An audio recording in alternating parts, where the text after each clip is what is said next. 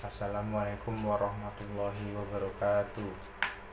Perkenalkan, nama saya Luki Hari Widinarto, NIM 11191011823. Saya dari kelas SP 5.3. Ingin mempresentasikan hasil pekerjaan saya, yaitu tentang proses terjadinya hujan. Indonesia memiliki dua musim, yaitu musim penghujan dan musim kemarau. Diperkirakan di Indonesia akan memasuki musim hujan pada bulan September, Oktober, dan November. Yuk mari kita bahas tentang maksud hujan, dampak positif dan negatif dari hujan, dan proses terjadinya hujan. Apa sih yang dimaksud dengan hujan? Pasti teman-teman semua pernah bertanya seperti itu kan? Hujan adalah peristiwa turunnya butir-butir air dari langit ke permukaan bumi akibat terjadinya kondensasi.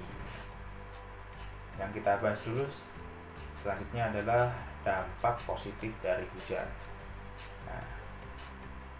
Yang pertama adalah bisa membantu pengairan sawah dan membantu tanaman yang sudah layu secara alami. Yang kedua, untuk minuman hewan seperti burung. Yang ketiga, membantu proses fotosintesis. Karena petir dapat membantu menambahkan nitrogen pada tanaman melalui air hujan. Nitrogen yang terkandung di dalam air hujan sangat baik untuk menghasilkan klorofil dan proses fotosintesis. Yang keempat, untuk mengisi air dalam sumur. Dampak negatif dari hujan. Yang pertama, mengakibatkan terjadinya banjir. Kalau hujannya lebat, pasti mengakibatkan banjir. Seperti di kota-kota besar yang ada di Indonesia, seperti halnya di Jakarta. Kalau hujan lebat, pasti banjir. Yang kedua, dapat mengakibatkan tanah longsor. Yang ketiga, mudah sekali penyebaran penyakit seperti muntaber, seperti diare, gatal-gatal, seperti itulah penyakit-penyakit yang dapat disebarkan karena adanya hujan yang bervolume sangat tinggi. Kita masuk ke proses-proses dari hujan. Seperti ini, ada proses evaporasi, ada proses kondensasi, dan ada juga proses presipitasi. Kita bahas satu-satu. Yang pertama adalah proses evaporasi. Evaporasi adalah proses di mana air yang ada di laut, rawa, sungai, dan lainnya menguap karena adanya pemanasan dari sinar matahari. Contoh gampangnya seperti ini. Evaporasi itu adalah air laut, di sini ada matahari.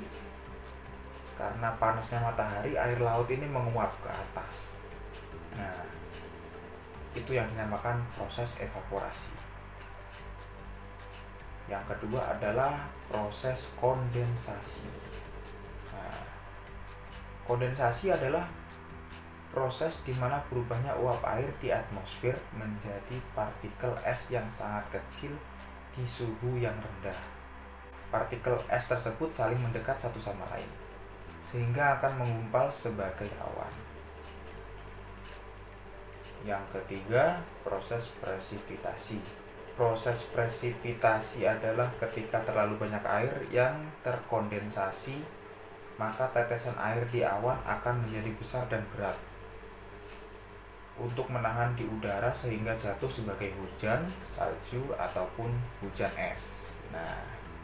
Berarti kondensasi itu penyatuan dari air yang menguap tadi.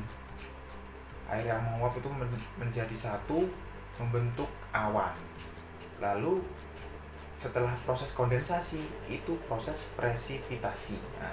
Jadi dari kondensasi berat kemudian dijatuhkan karena tidak kuat untuk menahan dari tampungan air tadi, itu menjadi besar dan berat, akhirnya menjadi hujan. Seperti itulah proses-proses hujan.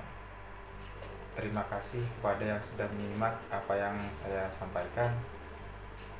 Apabila ada salah-salah kata, mohon dimaafkan. Dan semoga kalian sehat-sehat selalu. Amin ya rabbal alamin. Wabillahi taufiq wal hidayah. Wassalamualaikum warahmatullahi wabarakatuh.